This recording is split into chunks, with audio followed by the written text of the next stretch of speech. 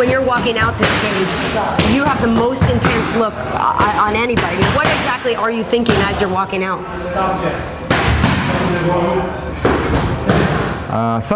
When I don't have, when I smile before, that's the time I always lost. Yeah. Oh, really? Really? Yeah. Okay. So if you come back in the time and watch all my fights, every time they sat before the ring and walking over there that I don't have a smile on my face, I lose them. I lost my fight. Is that because the camp was different that time? You were just no, because I don't focus on. Yeah. You know, I didn't have to canalize my feelings on that thing. You seem very focused now. It's 10 years later, and you're going to be fighting Dan Henderson again. How do you think you have changed in the years? Well, I learned a lot. I won a lot of fights, but I learned a lot from my loss, and I try to commit the same mistakes that I had in the past. It's hard, you know. They drag you to commit mistakes many times. They drag you to step the wrong way. They drag you to do sometimes in a good way and bad way. You know, private problems and personal problems, personal things in your life. Sometimes love for your kids. That's everything to make a distraction from your goal. But what doesn't kill you make you stronger. So I'm getting stronger than getting stronger. I mean, as far as the fight goes, the first time you and Dan fought, it went to decision. Right. I mean, is that a fight you actually remember well? I mean, you've had so many in your career. Do you remember what maybe you did wrong in that fight and what? I didn't even watch the fight for a long time. Yeah. And it doesn't want to make any sense to me and to him because we're totally different fighters right now. But one thing that I can tell that we still have, that's the same win desire in my heart, and I know he does have in his heart. And we're gonna pull together over there in the fight, and we're gonna give you all like a better. I hope we can give the best show to the crowd. So we're gonna bring a lot of violence.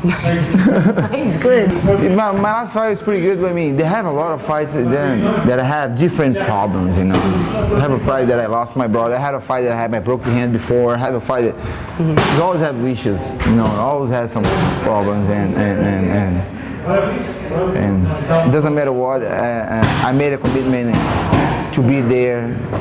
And people doesn't realize that we are human beings, and everybody when you go over there and buy the ticket, they doesn't give a fuck about it. They just want to see the guy get training in 15 minutes. They want to show the entertainment though. So, but they have to realize we are a family. We have kids, and we have a kid, but we have problems. We have the same problem. We have bills to pay. We have everything. We have training. Sometimes you get hurt in training. We do contact sport, so the chance if you get hurt between on the training time to the fight is a very intensive. It's a very high respect. You can get get an injury before the fight. Easy on the training. The training is hard part. The fight is the easy part. Just 15 minutes. We training 2 months, hours and hours just to do 15 minutes over there or 25 minutes, whatever. But people have to figure out that we give a lot to everyone. We give a lot to the fans. And that's why sometimes it's bad, even you have different playing games and people boo you or whatever. It doesn't matter how bad you are. If you step over there, you have balls to be there. You deserve it. Is it getting harder to do this then? I mean, you've done it a long time. As a sportman, you get more knowledge and experience, but it doesn't equal you well. You don't have the same stamina that you have when you're young. So you have to use more brain than your body. Yeah. So nice. That's if you want to keep the career longer and longer, you have to train it right, better, and more quality and quantity. I mean, I cannot handle the volume that I had before, and nobody can. Doesn't matter how. When you get old, you just. But I mean, we're smarter. We train different ways. Sometimes you get less injury than when you're younger because you don't make the same mistake. But that's natural for athletes. Yeah. And why do you come and train with Justin here at Fortune? Well, he has improved a lot my boxing games, and just have a professional boxer here that I can train with, and just think up with this guy here, I feel safe myself to train anyone else. Yeah, he's tough, and he's a funny guy too. He has a good personality. Yeah. Justin, he has a good personality, and I think only coach is just not the guy that train you, it's just the guy that how to say. I feel with my coach right now, Rafael and Justin, and Verdun on my corner. I feel that. I say when I trust them, you feel relaxed. I feel relaxed, like I don't. They doesn't want to be seen. They just want me to be my, and I have the shared feelings. Do you know what I mean? We share feelings. They all gave it to me enough weapons to get over there on the time fight and be safe.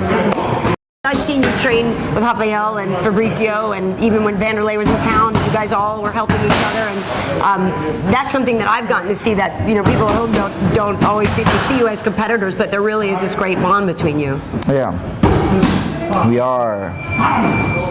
try we help each other out and respect. As I told you, when you get older, you get different values in life, and people sometimes, the kids they come up, they're rising right now. Sometimes they forget that, but they're gonna learn in the future, and they're gonna say, oh, but they change. When you're young, you have the. How would I say, the blind, stupid thing. Yep.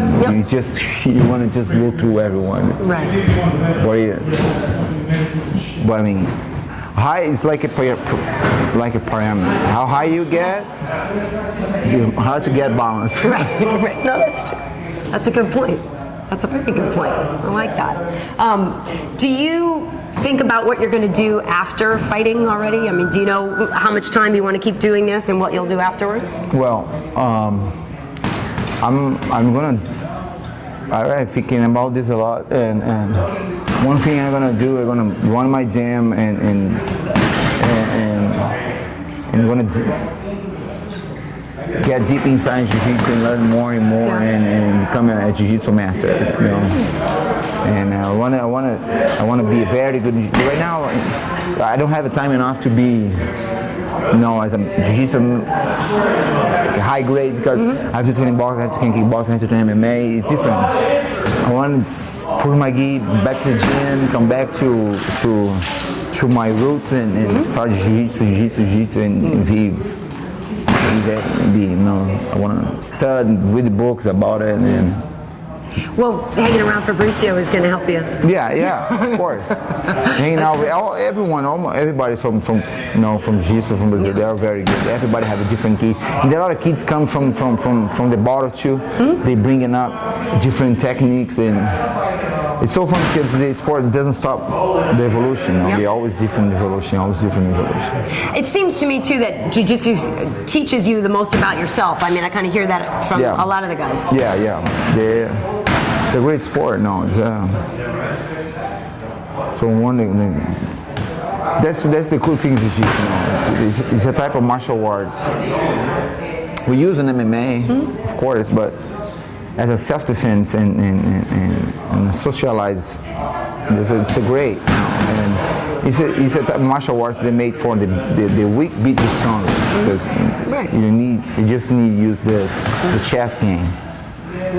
So you can keep fighting until I die. I want to get your thoughts on Babalu and Hendo. We know, both of these guys, and you're pretty tight with Babalu. So how do you think that fight's going to go? Man, it depends on what game plan Babalu uses, because we all know Dan can come off the big right hand, and dirty box a little bit. If Babalu can use his jab, effectively move, throw some body kicks and some inside leg kicks, and go for a few takedowns, he can win the fight.